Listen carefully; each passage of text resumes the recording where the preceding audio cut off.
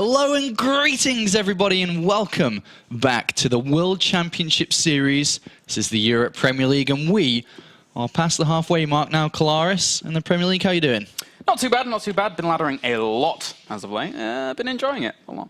Good. I've been laddering a lot recently. Still continuing on with my Terran, but hopefully we've been able to move on to Zerg soon enough. But let's talk about the WCS. Before we look at today, which is Group E and crossing the halfway line, moving on to the second half, let's remind ourselves, though, because we've had 8 players that have moved on to the round of 16. 8 players that will play live in the Cologne studios here at ESL for the round of 16. Good race balance so far. Very good race balance. We've got 3-2-3. 3 Protoss, 2 Zerg, 3 Terran. Yeah, not too bad at all. A little bit different to what we had previously. A lot of Protoss haven't gone through in that, season number 2. But they're not exactly the names you would have expected either moving on through. A lot of fan favorites have already dropped out.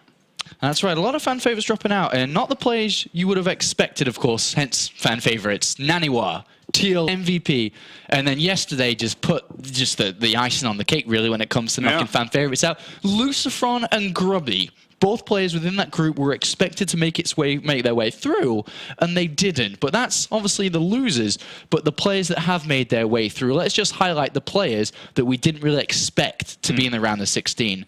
Targa, Showtime, and Starbuck. 3 players that travelled through qualifiers, through Challenger League, into Premier League, and bam, in the round of 16. It really does show the competitive nature of the European scene. There's such a good wealth of talent here in Europe, and people like Targa, Showtime, and Starbuck working their behinds off to get those spots, and rightfully so. Really well played games. And of course, those players do join the likes of 4GG, Happy, Duck, Vortex, and of course, what a great set of players. Absolutely fantastic players. Genius on top of that as well. A good set of players making it into the round of 16 so far. So good 8 players. And they continue to fight on for the $100,000. $100,000, which is online here in the WCS Europe Premier League, and 10,000 WCS points. All for share, all for anyone's grabs, if you're good enough at StarCraft. If you're good enough. Well, and that brings us swiftly on to today. That's right. Group E, which consists of some pretty awesome players in itself,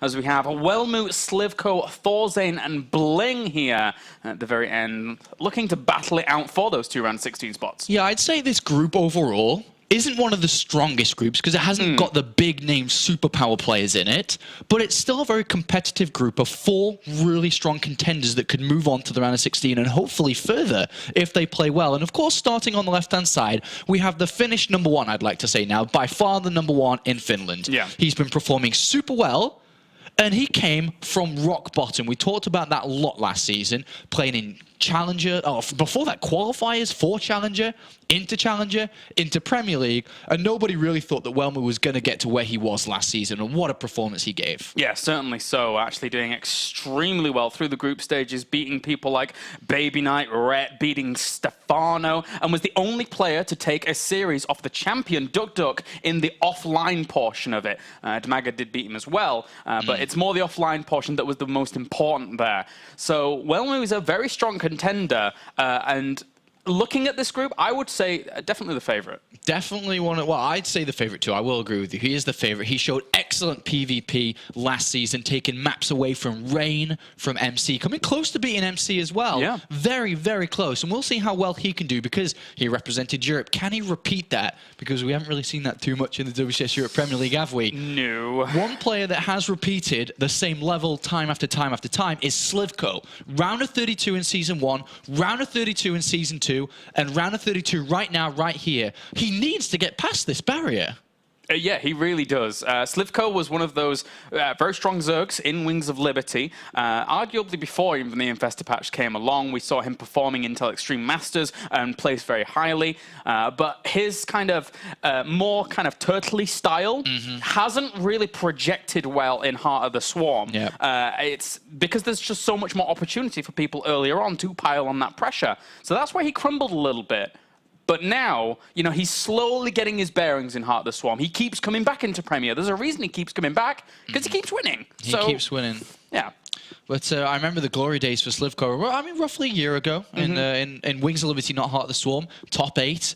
at the IAM Cologne. Yep. Top 4 at Singapore, if I've got those two in the right order. Yes. And those were some good results for him. A player that, also had some good results roughly a year ago was Thorzane. He won DreamHack Stockholm 2012, but since that time, he's just been on a bit of a downhill. He did, peak up a little bit when it came to DreamHack Winter last year, where he got a top 8 finish, which is great. But since then, just round of 32, maybe a round of 16 if he was lucky, but mostly round of 32 finishes. And then to add on top of that, he's gone back to school now. Yeah. I don't really...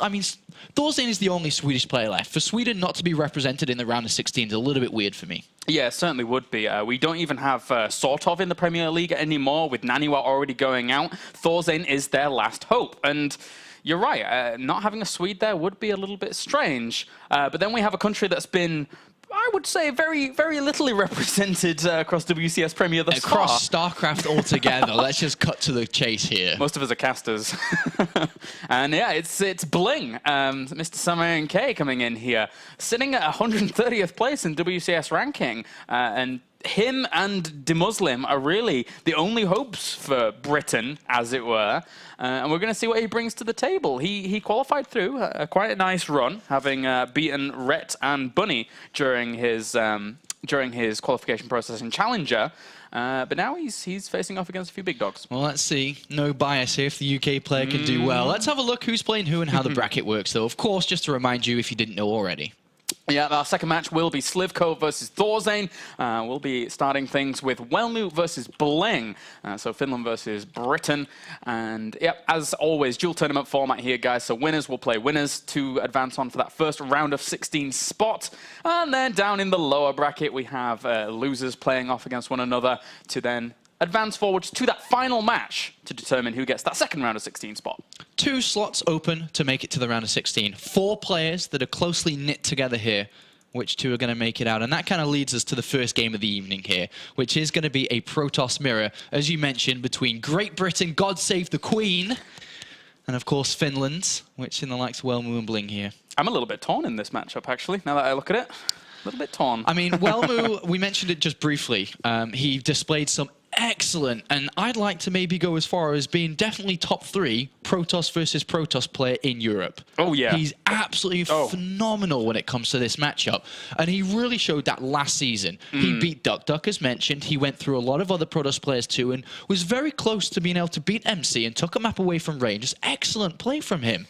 But he goes up against a player who's very aggressive, who isn't as well versed in this matchup, but definitely on a good day, and I've seen a good days of BlinG, can beat anybody. Yeah, he does have those good days, you're right. But as you mentioned, Welmu beating out Duck. He beat Baby Knight as well. And that was really the birth of a lot of the, a lot of people knew about his Protoss versus Protoss prowess, but it was never really shown on a grand scale. And that was the first match that a lot of people were like, whoa, actually, this guy's pretty scary in PvP against Baby Knight. So now, BlinG, he has to deal with Welmu, and that could be difficult if Welmu brings the kind of multitasking that he does in this matchup. Yeah, I'm not going to lie, and maybe some of you that maybe aren't British as well, it does look a little bit strange to see the Union Jack up on the screen. It kind of does. It does seem a little bit strange because we just simply don't see UK players ever. Of course, there's DeMuslim. There's a lot of stuff in American at MLGs mostly, but he doesn't really come into the European scene. The last time that we really had a player making some splashes in Europe was more so Johnny Rico. But Johnny Rico has kind of been and gone and not really doing that much out there in the professional scene when it comes to some high finishes. But BlinG here has made it to Premier League, and he was very happy to make it so. But he is going up against a fantastic player in the likes of Neurosoft Welmu, who's finally got a team shirt. He does. It's fantastic for him. And now spawning down to the bottom right-hand corner is that man himself, spawning in blue, representing Finland and Neurosoft. He is Welmu. And up to the top left, we have the red Protoss, representing Dignitas and good old Great Britain. He is Dignitas BlinG. Is he still sponsored by StarCraft? I do not think so. The cynical Brit. I do not think so. Well, BlinG here representing good old Union Jack. But even if I wanted to be biased, I couldn't because of my time in Finland. It was I like Welmu. I like Welmu a lot. He's shown some really cool games and done very well for himself. Well, if anybody does follow Welmu on on Twitter, you would have seen his injury or what he's having to deal with. He's not in the best condition. He tweeted roughly a week ago as well that he may not even be able to attend DreamHack Bucharest, which was on his hit list to go to. So there's a couple of things that are holding him back today. He tweeted out a picture earlier, and it basically shows a bandage on his left arm, I think it is, with a bunch of injection needles or something in his arm. But you can't really see it, so don't worry if you're scared of needles or something, because it is all bandaged up. But he's not in the best shape to be able to play games. So for me, that makes him, even though he's the favorite on paper, makes him a weaker contender than you'd usually expect him to be here today. Yeah. Maybe there's, you know, just a little bit of interference there. He mentioned that there wasn't too much, but if you look at the pictures, his arm's basically falling off, guys, is what we're trying to say.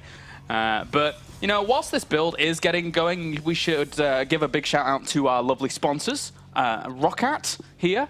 And you can actually go over to Twitter if you hashtag Roccat as well as hashtag WCS. Just predict your second place finisher in this match and send it along. And you could win yourself a Cone Pure Optical Mouse. So lovely, lovely prizes and gifts being given out by Roccat, our lovely sponsor. That's right. Thanks for joining on board, guys. And of course, same as yesterday, just nice and simple. And we'll be talking about that through the rest of the day here, as it was quite an interesting one yesterday. It was. So far, though, BlinG is in gas with all 3 probes in his main base. Welmu is not. He's thrown down a second gateway because he didn't have all probes in the gas, which means he does have a bit of a better mineral income here, but will very shortly jump into gas with all 3. From this position, though, BlinG will have much faster tech. It's very simple. He's got more gas income. He did not decide to throw down a second gateway, and he throws down the Stargate immediately. That pylon, very indicative of that kind of Stargate placement, as he will try and go for a little bit of aggression himself here. So it might be the Oracle opener for him. It would be very likely to see that. But meanwhile, Welmu, what is he going to go for? He may be aiming towards a 3-gate here. He spent a lot of Chrono Boost, or a little bit of Chrono Boost here into the Cybernetics core. I think it was 2 in a row there I saw, or yeah, 2 in a row. Yeah. And with 2 gates, Welmu is definitely a player who likes to get a bit messy. He likes to throw 3 gates down. Now, I know his favorite style is DTs, which he copied from the Korean team very, very well. But with another Chrono Boost going into the Cybernetics core here, we may be seeing just that 3rd gateway, and there it does come down. So he will be putting on a bit of pressure here. You did call it before. We should be seeing an Oracle from BlinG. And with an Oracle from BlinG, the game is shaping up where he's going to have less units on the ground, but if he's able to get into the mineral line and do damage, and on top of that defend at home, he would be in super good position. But the thing is for BlinG is he needs to identify what he's playing against. He needs to build a Void Ray second, because any other unit from the Stargate isn't going to be useful in this regard. Yeah. And he doesn't... Oh, he does have a Mothership core, sorry. So, I mean, he will have energy.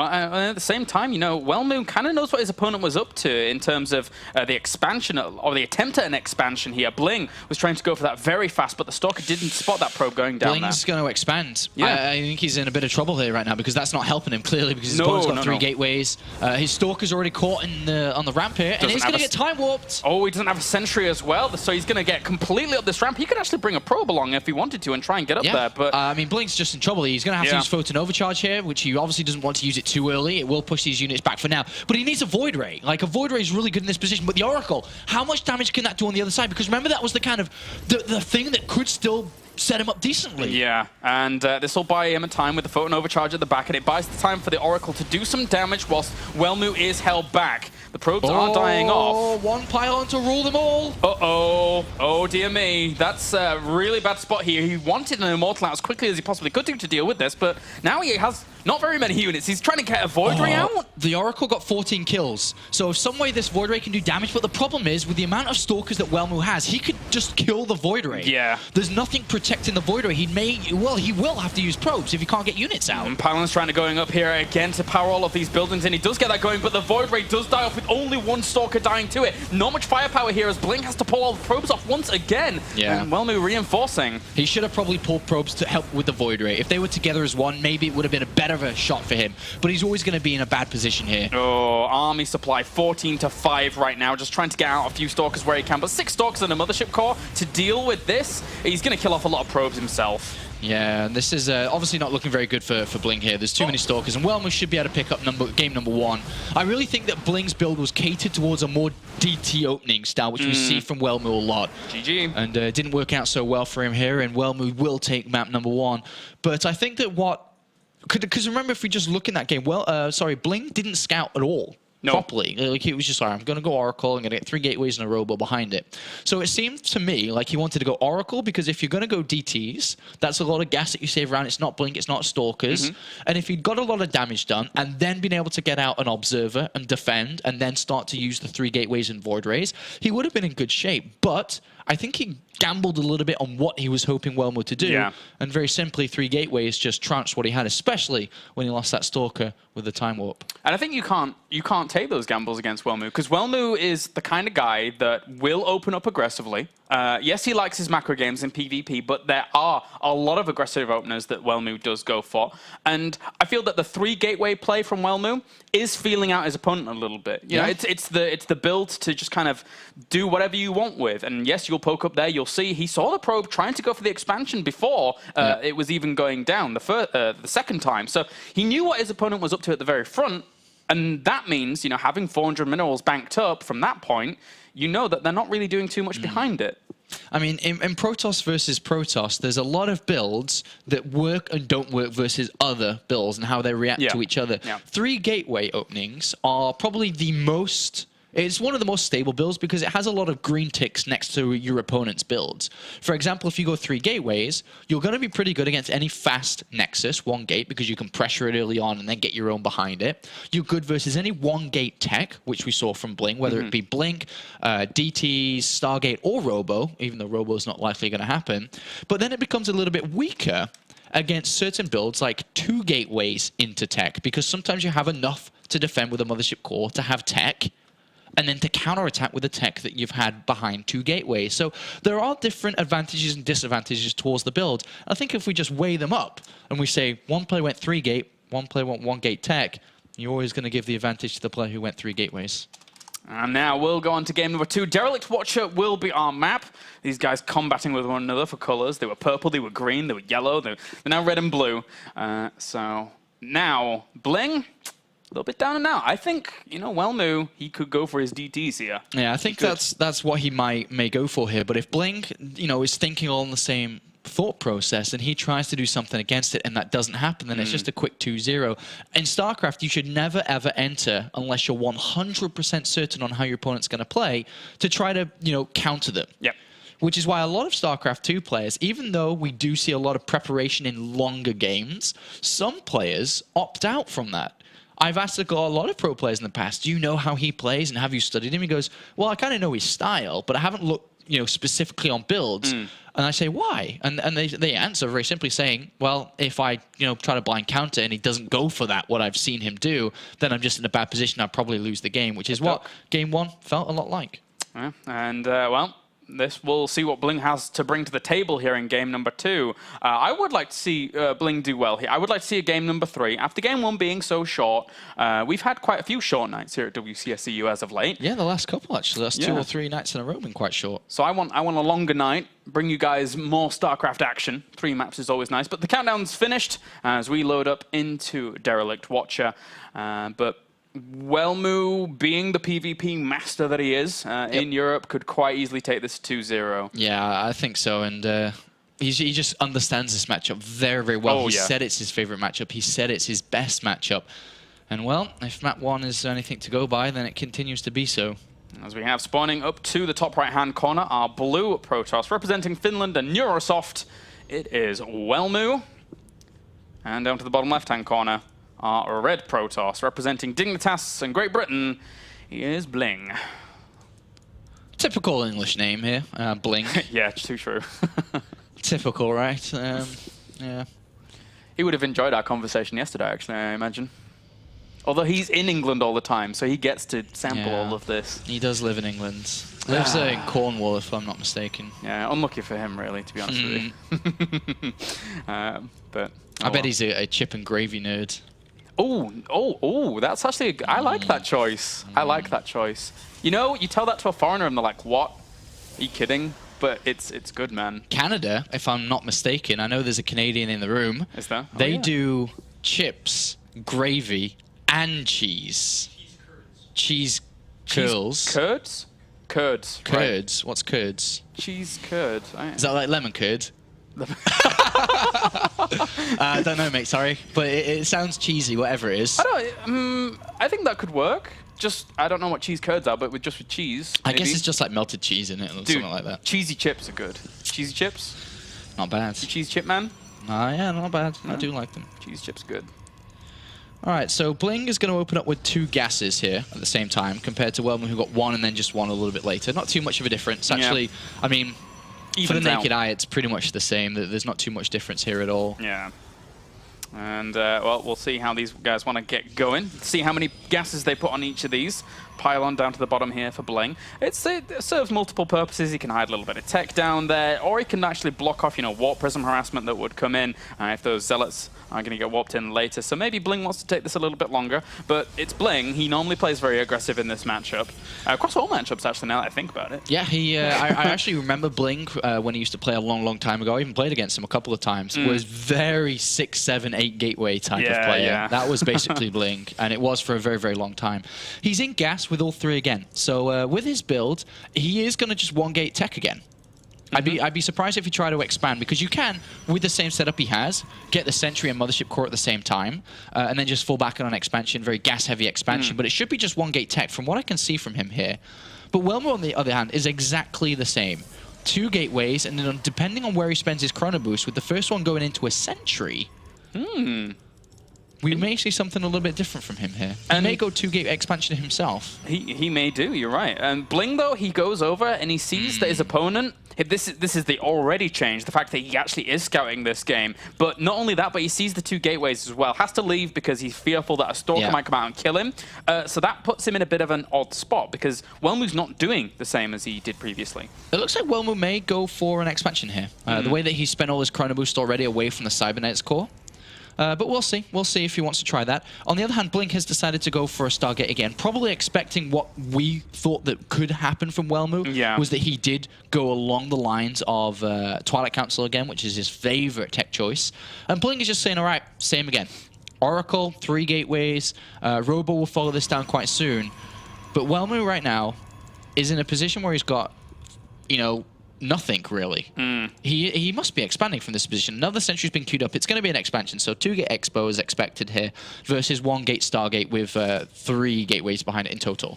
This is not too bad from BlinG. It's much, much better of a setup than it was previously, but he is playing completely blind and just hoping that it can work out well for him. Yeah, and, well, Welmu is eventually going to spread himself thin across these 2 bases, then maybe the Oracle can do something here. But one thing to point out is that Welmu didn't greedy take an expansion, right? He played it very cautious with 2 gateways and already has 2 Stalkers, multiple Sentries, and the Photon Overcharge ready. So I find it difficult for him, BlinG that is, to do damage with the Oracle. Yeah, it's not going to do too much, because unfortunately for him, the Natural is not going to be populated for quite a while. So, and that Mothership Core is already ready to spot all of this. And the Hallucinated Phoenix sees the lack of a Natural right now. BlinG's going to go for an attack from this with 3 gateways down, a pylon on the other side of the map. He's not going to expand, I don't think.